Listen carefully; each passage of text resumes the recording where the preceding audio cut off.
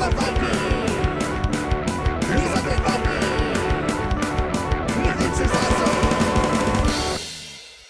everyone, this is me, the Undead Viking, and this is Moonshiners of the Apocalypse.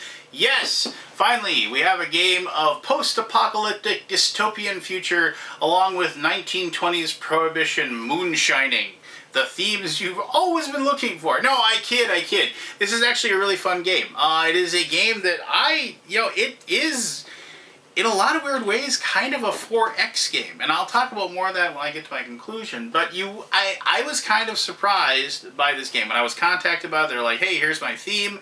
The world's kind of going to heck, and you live in this shanty town, and you are trying to just basically get the most gold you possibly can, because whoever has the most gold is the one that's going to get rescued, and you get to leave everybody else behind. And I was like, that sounds kind of like fun. It sounds like kind of my fun type of game where you're kind of going at each other and trying to win. And I was kind of incorrect a little bit with that idea of what the game was going to be, and I was really pleasantly surprised with what it turned out to be. Now that's all kind of like, if it's possible to vague book in an introduction, I guess I kind of did that. But I mean, what it is, it basically turns into a situation where you're going to have to go out and fight things, because you have to fight things to get your people to believe in you, so that you get people to join your side. Then you turn those survivors into workers that are going to produce these different resources. You're going to use those different resources to then, create moonshine. You're going to use those resources to get scraps, to get relics of the old age, and then you're going to be using all of those things, hopefully, to eventually get lots and lots of wealth, lots and lots of gold, so you're eventually the winner. But that's kind of all over the place as well when I'm giving you this introduction. So let me show you how this game is played. It has some nooks and crannies, and it has some fun little things going on, but even the way it's played, it has some things that actually kind of really surprised me as well. So we'll go into that, then we'll come back here, and I'll give you my final thoughts. Alright, so this is a 4-player game of Moonshiners of the Apocalypse. I'm just going to kind of show you how the game is played. Not going to really show you a complete game or anything. But you should have a pretty good idea of the different actions you can take and what the process of a game turn is once I'm done. To begin the game, each player will pick a hero, or a moonshiner, that they're going to be running. Each of these has a special ability that sets them apart from the other ones. But for the most part, they are pretty much the same.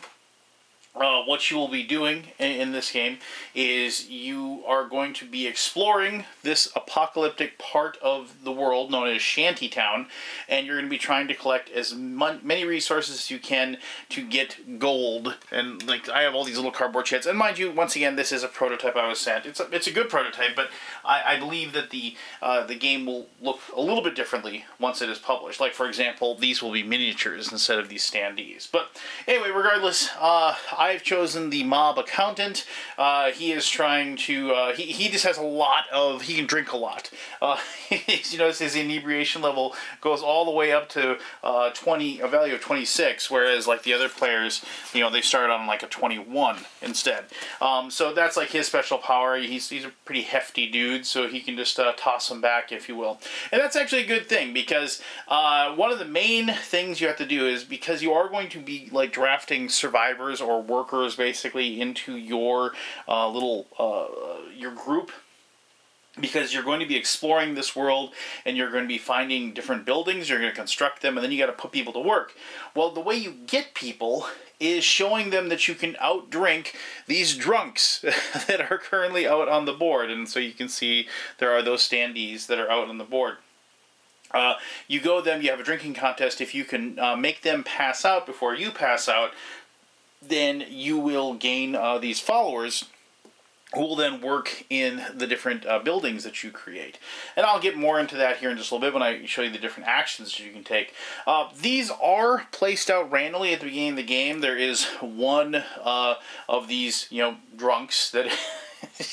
I'm sorry, this game just has a very humorous feel to it. But, there's still a lot of, strategy and stuff going on, and I'll talk more about that in a little bit. But anyway, so when you're going to draw cards out of this drunkard deck, and then that will tell you, and then like each of these will have like different abilities and things like that. So Martha, the happy flapper, and like this is her level of like inebriation that you have to defeat her on.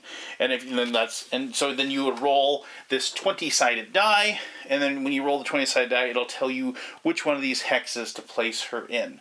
And these will move, and I'll show you how they move. They'll move around the board and cause a ruckus, if you will. To begin the game, each player gets to just take their player pawn, and they will place them on the outside so they can step into the board on their turn. But, so, just, when setup happens, none of you are in the middle.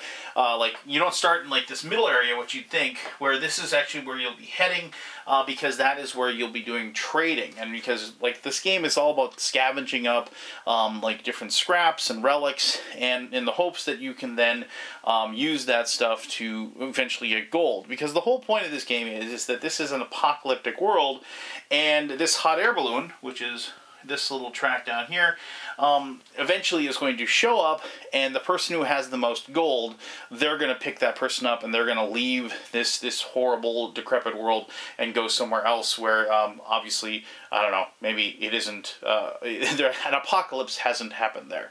But anyway, so that's, you know, the gist of what you're trying to do. And also, before I go any further, I should mention that each person is going to get one of these little cards, and it's going to tell you, like, so 8 scrap, like this is the conversion of it. So 8 scrap is going to equal 1 gold. 2 moonshine equals a gold. 4 relics equal, and so on and so forth. So you can definitely, when you go trading, and also at the end of the game, you'll convert everything into as much gold as you possibly can, and then try to win the game. Alright, so on your turn, you move. And one of the really cool things about this game is that moving isn't an action, and there isn't really a limit to how much you can move, except for the fact that you have to stop at an unexplored spot. So, for that being said, once this game gets kind of populated with a lot of different areas and a lot of different places you can go, you're able to move pretty much wherever you like, and which is weird. Most games it's like, oh, you can move 2 spaces, or you can move 3, or you can expend extra energy and you can move 4, that sort of thing. But once this game gets kind of explored out, you can start moving around. So like if you've got a bunch of stuff and you want to head to the middle and you want to trade, you can just, I'm moving here and I can take my action to trade, and then you'll do your trade. So that's something actually that I hadn't experienced, or if I had, I don't remember it in another game. It's something I really liked, actually. It reduced a little bit of the logistics of a turn, and it was more free-flowing and a lot of fun. But anyway, so here's my guy here, and I'm just going to move him to this spot. He has to stop at this unexplored area, and you get to take, everybody takes 2 actions, and then you take 2 actions more. So like on your turn, so like if I was the first player, I'm not going to take my 2 actions. Well, you're going to go into a spot that is unexplored, and so one of the actions you're going to take a lot of, especially at the very beginning of the game, as you are trying to get the world existing, is you're going to take an explore action. And you have these 5 little boxes here on your player board, and I'll show you another player board just so you can kind of see them closer up. And those 5 little player boxes, what you'll do is you'll take one of your action chits, and you will then put that on there to show that that is the action that you want to take. And so when you want to do an explore action, what you will do is you go to this little map icon, you place that on there like so, and that means you're going to explore. So the first thing that happens is, because you are exploring, you automatically get a relic card. And so you get one of these, you can turn it over, and there's like some descriptive text and whatever. Milk chocolate tin. The milk is done long ago. Might be good for keeping your crayons though. But the big thing is this: for every point that it's worth 2 scrap. So this is worth 4 scrap. And so if I decide I want to trade that in. Now, so I grab my relic, and what I do is I grab the top tile off of this deck, and I look and see what I hear. So here we have, it's a house. So right now, like, we're going to go ahead and place that on there, and the big thing is that I'm going to want to, like, once I get enough scrap, what I'm going to want to do is I'm going to want to build on this spot so I can put a house on there. And notice how, like, there is, like, one spot there. Like, you can't have multiple people build multiple houses. So the first person here can build, like, their house on there, like so. And then you're going to want to do an upgrade to get to level 2. Then it'll actually tell you, and this happens at night when you do your income, for each person, each survivor you have working on here, you will gain 1 scrap. And then for each person later on, you're going to get 1 relic, so if you can upgrade it. So you place that on the board, like so. You've explored that area. You don't have to, like, construct on it or anything like that, but now you know that location has a house. So that is the explorer action, and obviously you need to move about and do what have you to like get to other places on the board. Now, for example, if this, now I just want to show you this, and I might as well show you what it is. So here, this is a still, and so you can see for here, like for one person, it's just scrap. So all buildings, if you want to upgrade them, they're always going to build you scrap. But here's the other big thing. So if you have this, like a corn, and you have a person, you can convert corn into moonshine, you know, which you've probably understood. Corn is distilled down or whatever. But if that was there, on a move now, because of the fact that this is open area, first of all, I can get to the middle, I can trade, but also, as a move, I can just go down to this location. I could go down to here and see if I wanted to fight the bored housewife, and have a drinking contest with her. So you're able to move very freely once these 2 areas are attached. But anyway, I'm just going to leave that on there just so you can kind of see that, and we'll place him back up. He's standing. All right. An action that you're going to be probably taking a lot of as well is the scavenging action. Scavenge, what you'll do with that is, and that's that little vulture on there, when you scavenge, what you do is you grab, and you can only do this once a turn. And so what you do is you grab these 5 dice, and these dice either have a number on them, and that tells you how many scrap you get, or it has this picture of a relic on it. And as you guessed it, if you roll that, you're going to go ahead and get a relic when that does. Now, the one thing is you can scavenge on both explored or unexplored tiles. You can't explore these 2 spots there in the middle. And you can't scavenge if you're in the same spot of where a drunkard is. So just keep that in mind. But we'll just roll these, see what we get here. So here, I actually rolled really well. So in this case, I would get like 6, 7, 8, and I would get a relic. So with that scavenge, I would go ahead and I'd grab another relic, which would be good for trading. And so I got Flit, the bug repellent, and I would grab, where's my scrap? There's my scrap. And then I'm going to go ahead and grab a chit that says 4 on it. So I got 4 scrap, and I know there's more chits in here that have another 4. So I'll grab that guy, and so now I got, you know, like a ton of scrap out of that deal. That was actually a really good roll. And actually, that's going to feed really well into, so everybody else takes a turn, right? So I'm not going to show you trade action because of the fact that because I have 8 scrap, I'm going to actually be able to do with the construct action, I'm going to actually be able to do an upgrade. You can do that in both your turns. Basically, the construct action is one you can do, and you could take that action and you could take it again. And so the first one would construct for 4, would construct a building, and the second one for another 4, you can construct the addition. And so, like, I'd be able to put both of those on there like so. Now, I could use that house as long as I can put survivors there. That can be a place that's going to create relics for me. It's going to create stuff. It's going to create me things that I'm going to be able to use for trading. That is the construct action. I should mention, like, so one, you can't, if there's a drunk there, you can't do anything. But you also, like, can't build somewhere where somebody else has already built, even if they haven't built the second one. So once somebody's built first, they do own it.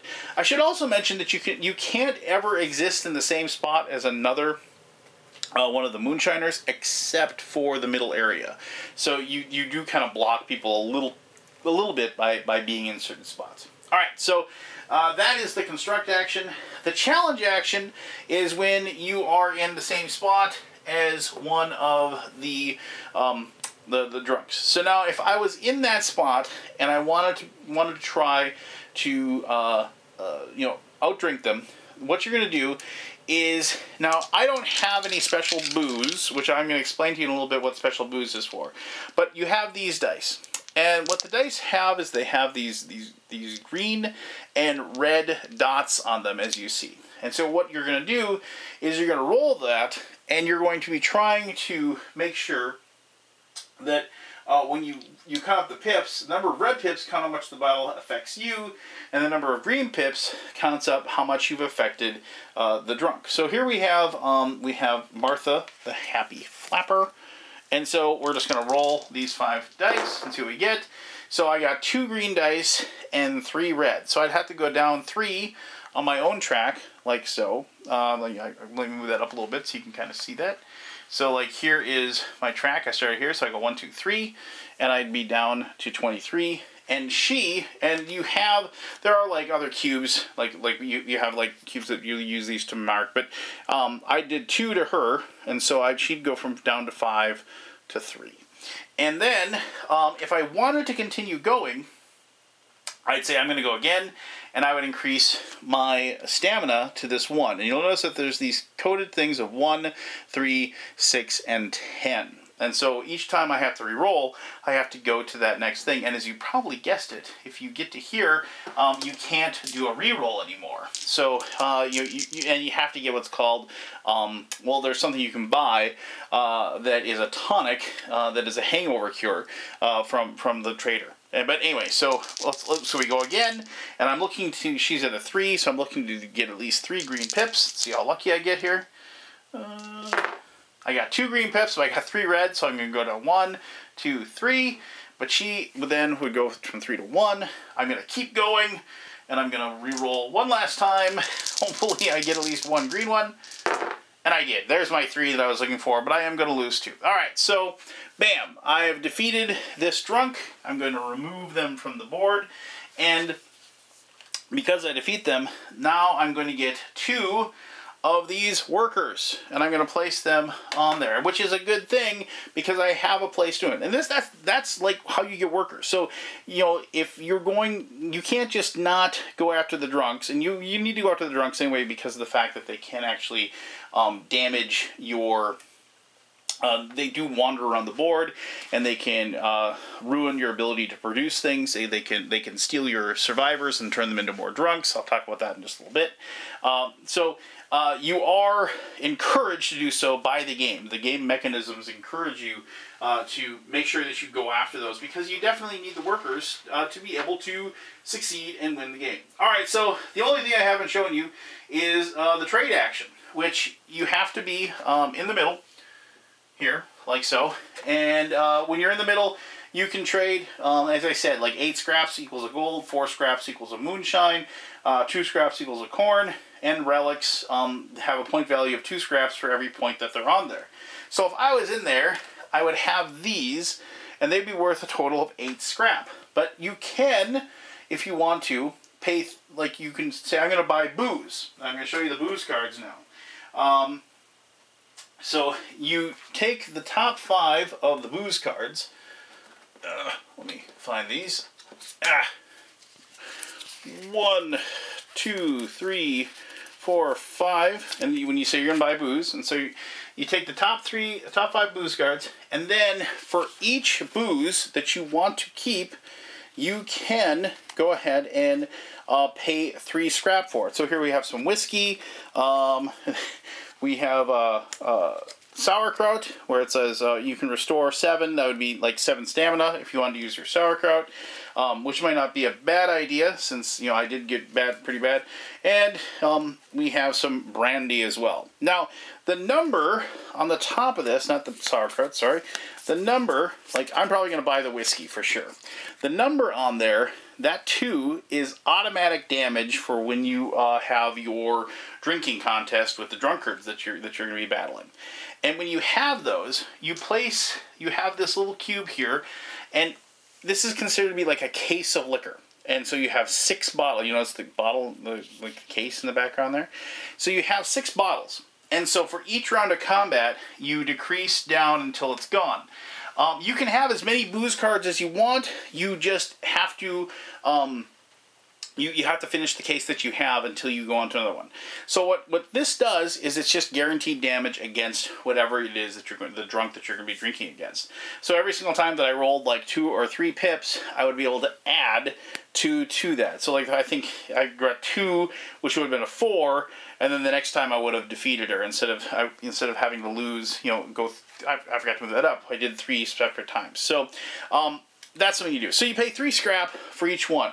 You can also, if you're in that location, you can pay 2 scraps for 1 hangover cure, and that immediately resets your stamina and your inebriation cube. So if you pay 2 scrap, you just go like that and like that. Now you might be saying, well, why would I pay 3 scrap for sauerkraut if then I have to, when I can just pay 2 scrap? Well, the sauerkraut you can use at any time. You're wandering around the board, and you don't have to head back to do a trade action to take care of that.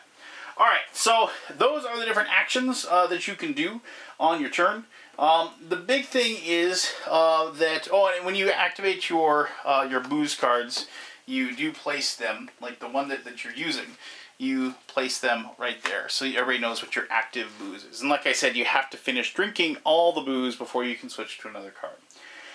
Alright, so after every person's done their 2 sets of 2 actions, you're going to go to the night phase. So if you have a survivor in the same hex where a drunk is, they're going to turn one of those survivors into a drunkard, which you're just going to draw a drunk card, and then you're going to roll the die and see where they end up. You just add it to the board. If a drunk is on the same spot as a building, it cannot be used for production, so just keep that in mind. So now you're going to do production, in which case, you're going to be able to take your whatever you have. If you have your meeples on your board, they can't produce, but they can't be like turned into drunks out there. But they can still get lost if you lose in a drinking contest. Like you pass out, and you pass out when this cube and that cube pass each other. So like if you ever have to like go down to past, your stamina is going up on the track, and your inebriation keeps going down, then you pass out, and then you actually have to leave the board, and you have to lose one of your survivors. But that can happen, and it has happened, especially when you're pressing your luck. But for the most part, you're usually going to be losing survivors in situations where the drunks have ended up onto your spots where your survivors are. So then you place them out. So like I place my 2 workers all the way up there, and then you would do all your production. And so in this case, like each one of my my workers would earn me relics, and so I'd be able to draw 2 more cards and add these to a bunch of the 2 more relics that I could then trade in on my next turn. So after you've done that, you get to redistribute your survivors. Your survivors can never go back to your player mat once they're on the board, but this is your chance to move them out of certain areas so they won't be able to be affected by the drunks. So if you think drunks are too close and they're going to run into them, and you're worried about that, then you have a situation where you can redistribute them and put them in different spots. Then you're going to have Drunkards Move. And so Drunkards Move, pretty simple. You're going to have these 3 dice. These 3 dice have colors on them, and they have directions on them. And I'm just going to let's just go ahead and put like this drunk out there so that I have 1 of each color. And so what you do is you just roll these dice, and so it says like blue goes northeast. So this one goes here, that one goes there.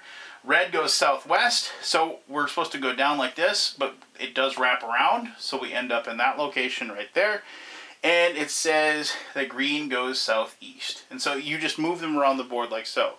If they ever were supposed to go into the trading area here, they just teleport over to the other side. They aren't allowed to enter into the trade area. I should also mention that just because if a drunk moves onto your spot, they don't automatically attack you. You can't really do anything when they're there, but you are free to leave that location if you so desire. So it isn't one of those things where you know, they're going to show up and immediately declare a drinking contest in that situation.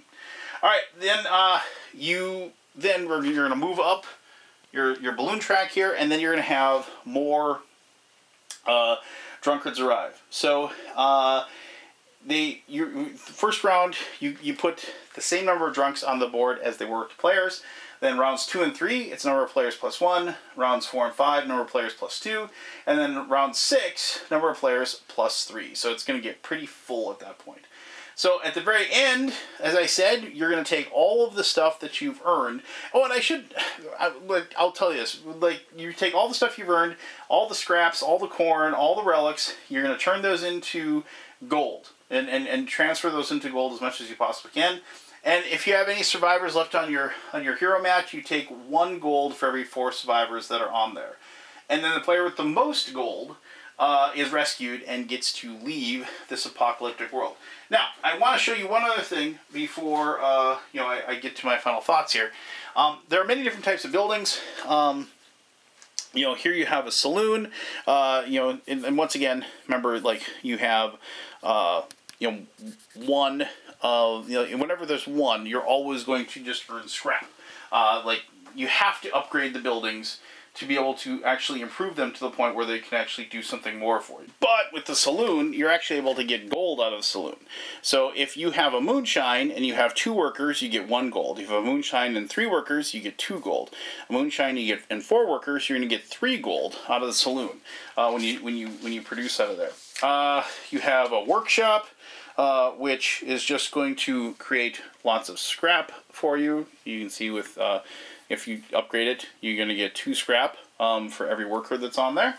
And this cornfield, if you upgrade it, then you're going to get a corn for every worker that you have on the spot. And then, so this is where, like, you get to do your production in whatever order you want. So, like, if you had a bunch of workers on this cornfield, you could use that to create your corn. Then, if you had a bunch of workers on that distillery that we placed out there, you could use that corn and turn it into moonshine.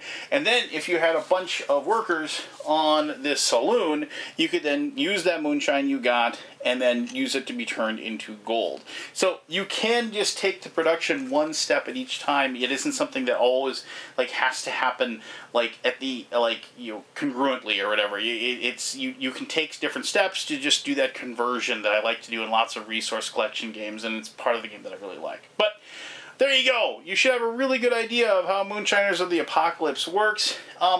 I know for a fact a lot of people are going to see this art, they're going to see the name, and they're just going to say, what? You know, this looks kind of like a jokey game. But it is not a jokey game. This is a game that, yes, has some jokey feel to it, and it definitely has some tongue-in-cheek humor going on. But there is a lot of depth here, and there is a lot of stuff going on. There is an economy of actions that I struggled with in many situations where it just never felt like I could do exactly what I wanted to do. You can't really mess with each other too much, so it does become a very, like, refine your engine type of game. And making sure that you are putting yourself in the best position to just collect the most resources each and every turn, so then you'll have all those resources and have them available to you, you know, so you're able to get the most gold when you do your big conversion at the end of the game. But let me talk about that and a whole lot more in my final thoughts. Okay, there we go! The Moonshiners of the Apocalypse. Alright, so hopefully you understand what I'm saying, where it kind of feels like it's a 4X game. So, I mean, what are 4X? It's like, you know, explore, well, we're explore. Exterminate, well, you're having drinking contests with drunks, and you're knocking them out. You're exploiting, and then and expanding, right? So, I mean, you're gaining territory. So you are definitely moving out and about and gaining territory. You're gaining different buildings, different resource collecting things. You're exploiting what's out there. So yes, it is weirdly you know, it's a 4X game, but it isn't a 4X game that you, like, probably were, you know, expecting, if you will. Now, it might be not the, like, you know, most strict of straitjacket explanations as far as what the game is, but like I said, it was not, I thought this game was going to be something more of, like, you and all these people, like, having drinking contests and fist fights and saloons and things like that, but that wasn't the case. This is a game where, for the most part, I mean, there's a little bit of interactivity going on because of the fact that you, if somebody opens up and explores an area because of that movement. I love the fact that the movement is super open. I think that's, like, one of the coolest things about the game. Usually in games it's like, oh, you're way over the other side of the map, you can't possibly affect me.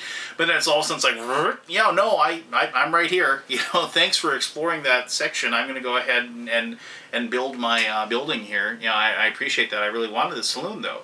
You know, so you can mess with people a little bit. You can kind of, you know, if people aren't on their toes, you definitely can, you know, put up some little stop guards and put up like some little friction in their path to try to win. But for the most part, this is you just kind of playing on your own, trying to, you know, hopefully getting the best possible areas, the best possible resource collections, and also, you know, doing battle with these drunkards and winning and, you know, gaining the rewards for doing so. So,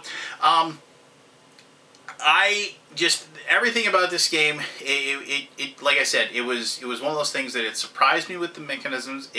I thought this was going to be kind of a lighter, like, lighthearted game, and it definitely isn't, like, super heavy by any means. You know, usually if you say 4X, people automatically assume heavy game, which, you know, isn't exactly accurate either, because I've definitely played, you know, 4X games that don't have like a like, I guess, not so serious theme, I guess, if I would say this has, that were light as well.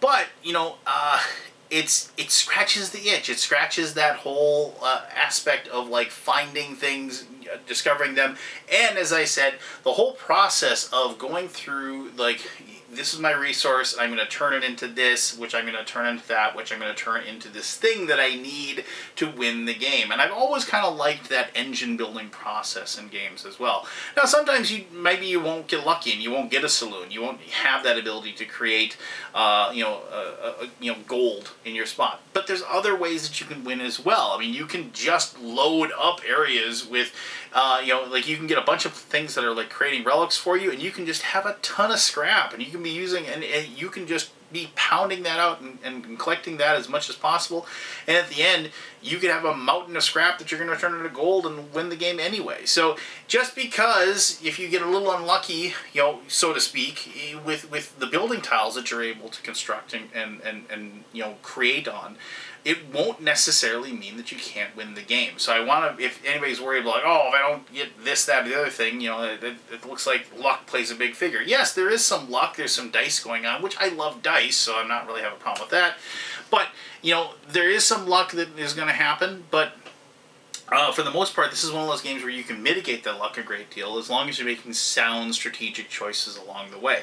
So, yes, the theme is a little goofy, but if you are looking for, like, a medium weight strategy game that, you know, has some press your luck attitudes, some exploration things, I love it. You know, any game that allows me to explore and create a map, I really, really enjoy. If you like games that have a 4X feel, I think you're going to want to give this one a shot, because just like don't judge a book by its cover, I kind of judged this game by the way it looked, and I thought it was going to be a lot of fun anyway, but then I was like, I'm having a lot of fun playing this game in a way that I never thought I'd be having fun playing this game. So, there you go. That's Moonshiners of the Apocalypse. If you have any questions about it, please ask Will. I'll be happy to answer those as best as I can. As always, thank you very much for taking the time to watch this video, and until next time, have yourself an awesome day. Alright, bye-bye.